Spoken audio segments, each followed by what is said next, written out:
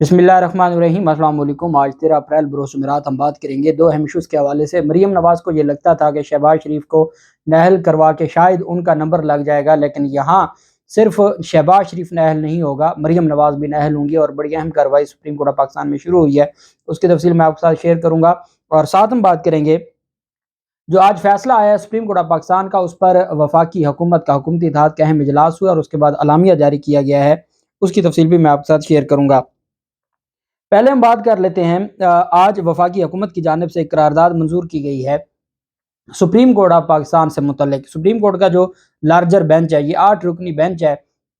अगर आपको 8 रुकनी बेंच पर भी एतराज़ है तो बाकी तो फिर 7 बच जाते हैं, तो आपको अक्सरियत सुप्रीम कोर्ट ऑफ पाकिस्तान पर एतराज़ है, तो फिर तो आप समझें कि आप सुप्रीम कोर्ट को आप ख़त्म कर दें, फिर आप अपनी कोई पार्लियामेंट में अलग सुप्रीम कोर्ट बना लें और नूर आलम खान जैसे चीफ जस्टिस बना होता है तो फिर वही बना लें। इसके अलावा और तो कोई चारा नहीं है। राजा रियाज को अटॉर्नी जनरल बना दें और साथ आप अपना लगे रहें। सुप्रीम कोर्ट के लार्जर बेंच को तहलील किया जाए, ये करारदाद मंजूर की गई है। इस्लामाबाद में कौमी असम्बली ने सुप्रीम कोर्ट के लार्जर बेंच के खिलाफ करारदाद कसरत राय से मंजूर किए। कसरत राय से मुराद वहाँ जो 30-40 लोग मौजूद होते हैं। कौमी असम्बली का इजलास हुआ। स्पीकर राजा परवेज अशरफ की ज़ेर सदारत। इजलास के दौरान पीपल्स पार्टी के रुकन आगा रफ़ीउल्लाह ने सुप्रीम कोर्ट के खिलाफ करारदाद पेश की और ये भी तारीख में लिखा जाएगा कि जो कहते थे कि हम आइन के मुजद हैं, वो सुप्रीम कोर्ट के खिलाफ करारदाद उनकी जमात पेश कर रही है, क्योंकि अब भुट्टो तो ख़त्म हो गया, अब तो वो जो 3P था वो ख़त्म हो गया, अब तो 4P है जो आसिफ जरदारी का है। करारदाद में कहा गया कि ऐवान अदालती इस्लाहत से मुतल्लिक़ कानून साजी के खिलाफ 8 रुकनी बेंच को मुस्तरद करता है। सुप्रीम कोर्ट बेंच में 2 सीनियर जजेस को शामिल नहीं किया गया। करारदाद में सुप्रीम कोर्ट के लार्जर बेंच को तहलील करने का मुतालबा करते हुए कहा गया है कि ये पार्लियामेंट एक आइन साज इदारा है और आइन साजी पार्लियामेंट का अख्तियार है। देखिए, सुप्रीम कोर्ट के तमाम जज बराबर हैं, पहली बात।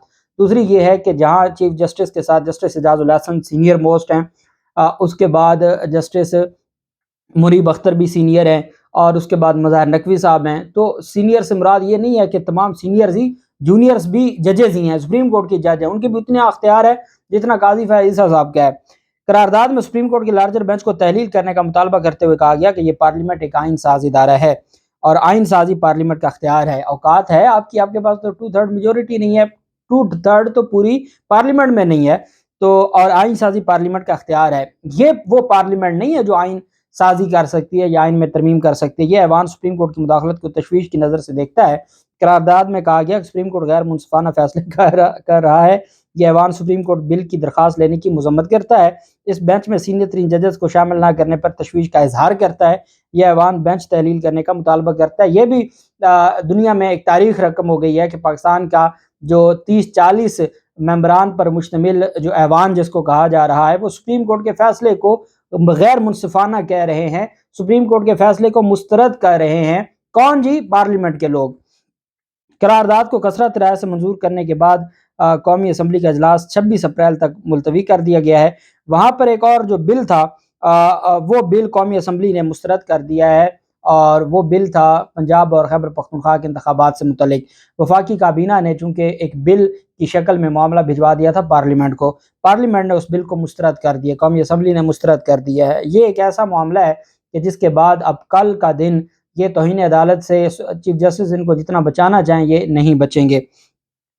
कौमी असम्बली और सेनेट की खजाना कमेटियों के बाद कौमी असम्बली ने भी पहले उन कमेटियों ने, कौमी असम्बली की कमेटी और सेनेट की खजाना कमेटी, उसके बाद कौमी असम्बली ऐवान में वो बिल पेश किया गया।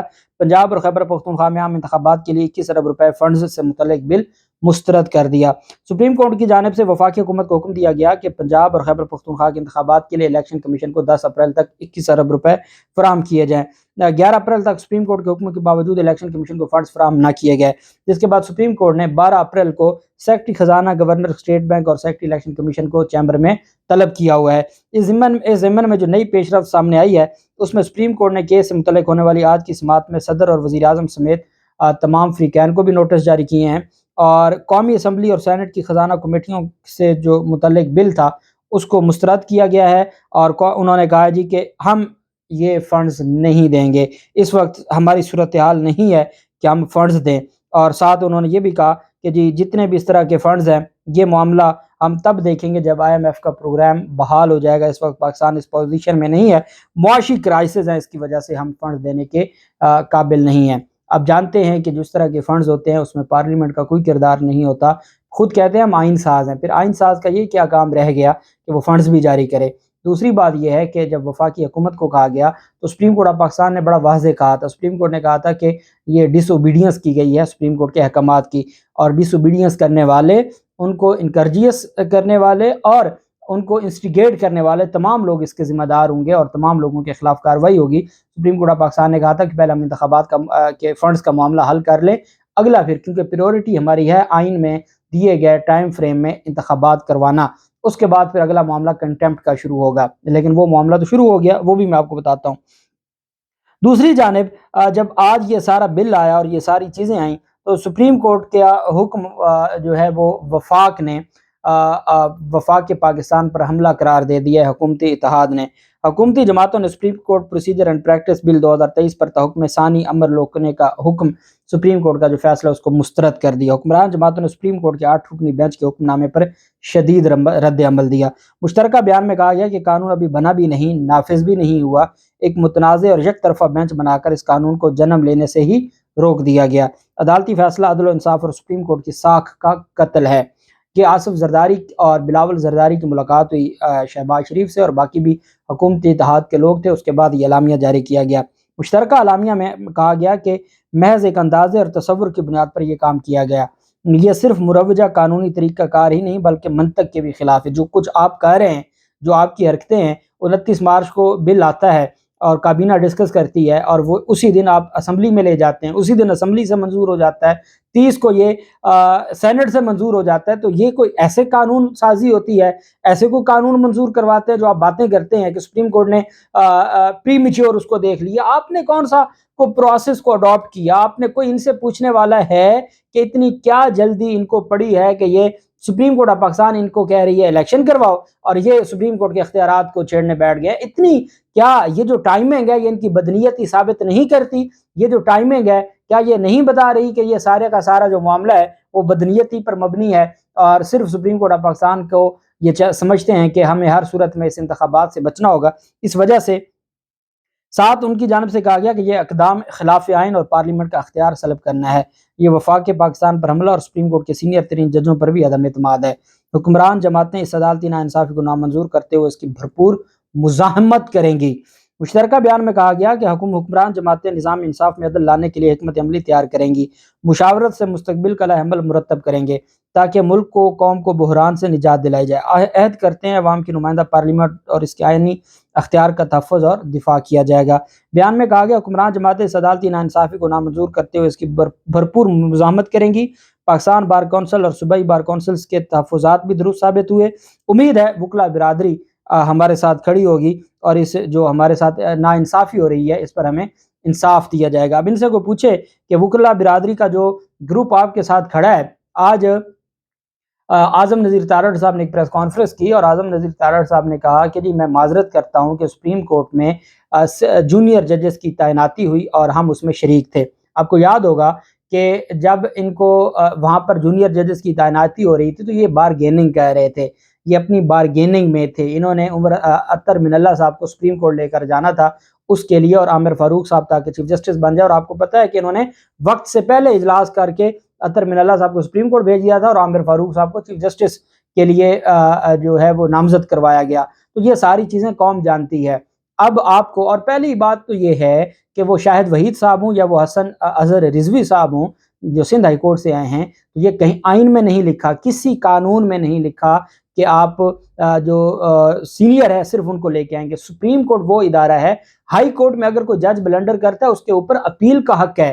جب سپریم کورٹ میں آپ کو اس طرح کا جج آ جاتا ہے جو ایلیجیبل نہیں ہوتا، اس کے فیصلے کے خلاف اپیل بھی نہیں ہے، اس وجہ سے ہائی کورٹ سے چن کے ججز کو میرٹ کے اوپر لایا جاتا ہے، جن کی ججمنٹس میں کوئی آئین اور قانون نظر آتا ہے، نہیں تو ان کو نہیں لایا جاتا۔ یہ نہیں ہے کہ جو ہائی کورٹ میں آ گیا بس وہ ہمارے اوپر مسلط کر دیا گیا۔ جس طریقے سے آپ اپنے لوگوں کو منتخب کرواتے ہیں اور اس میں جو بار کونسل کا اور وزارت قانون کا اور ایڈوکیٹ جنرل یا اٹارنی جنرل آفس کا کردار ہوتا ہے اور بارگیننگ یا بلیک میلنگ ہوتی ہے، یہ کہیں دنیا میں ایسا نہیں ہوتا، اور یہ جو سینیورٹی کا کہیں دنیا میں اصول نہیں ہے، ہمیشہ میرٹ کے اوپر ججز آتے ہیں، اور یہ جو معزز ججز آئے ہیں یہ سارے میرٹ کے اوپر ہیں، اس وجہ سے آپ تسلی رکھیں۔ آپ نے دیکھا سپریم کورٹ آف پاکستان نے کل جب فیصلہ جاری کیا اور جو 3 صفحات پر مشتمل نوٹس تھا جس کو 14 اپریل کے لیے طلب کیا ہوا ہے تمام لوگوں کو، اس میں سپریم کورٹ آف پاکستان نے کہا تھا کہ جن لوگوں نے وفاقی حکومت نے ڈس اوبے کیا ہے ہمارے احکامات کو، اور ساتھ انہوں نے کہا کہ ان سارے لوگوں کو اکاؤنٹیبل بھی ہوں گے اور لائبل بھی ہوں گے۔ کون؟ وفاقی حکومت، ان کو انکریجز کرنے والے اور ان کو انسٹیگیٹ کرنے والے۔ اس میں نے آپ کو کہا تھا کہ وہ ممبران اسمبلی بھی ہیں جنہوں نے قرارداد منظور کر کے کہا کہ جی فیصلے پر عمل درآمد نہیں کرنا۔ مریم نواز کے وہ ٹویٹ جس میں وہ کہتی ہیں کہ صرف مسترد کرنے سے کچھ نہیں ہوگا، آگے بڑھنا ہوگا۔ چیف جسٹس سے استعفیٰ مانگنے والی مریم نواز اور یہ شہباز شریف اور وفاقی کابینہ، یہ سارے لوگ ان کے خلاف اچھا اب direct supreme court of Pakistan کارروائی کرے، اور سپریم کورٹ آف پاکستان فی الحال چاہتی ہے کہ فنڈز کا معاملہ حل کر لیا جائے اور پھر اس کے بعد اگلی چیزوں کو دیکھیں گے۔ لیکن سپریم کورٹ نے یہ نہیں کہا کہ اگر کوئی توہین عدالت کی درخواست آئے گی تو ہم نہیں لیں گے۔ سپریم کورٹ آف پاکستان میں توہین عدالت کی درخواست کل کا جو نوٹس ہے 3 صفحات پر مشتمل، جس میں کہا گیا ہے کہ وفاقی حکومت نے ڈس اوبیڈینس کیا ہے سپریم کورٹ کے احکامات کو اور کنٹمپٹ کے مرتکب ہوئے ہیں، اس بنیاد پر سپریم کورٹ آف پاکستان میں درخواست دائر کر دی گئی ہے۔ اور یہ درخواست مولوی اقبال حیدر نے کی ہے۔ مولوی اقبال حیدر کا جب نام آتا ہے تو یہ ایسے نہیں درخواستیں ہوتی، یہ خاص معاملات میں مولوی اقبال حیدر کی درخواستیں ہوتی ہیں۔